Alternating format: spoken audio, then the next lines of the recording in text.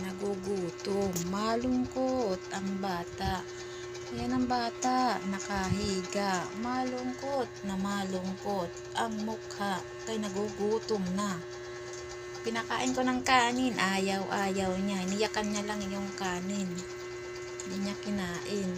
Tignan mo. Mata niya, sobrang lungkot na. Nagugutom na yan eh. Nalambot na sa gutom si Lula. Pinagalitan ko yan eh. Iyak ng iyak eh. Kawawa, wala pagkain ng tata.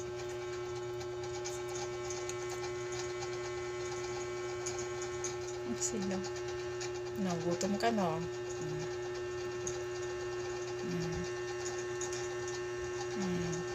Ayaw kumain ng kanin.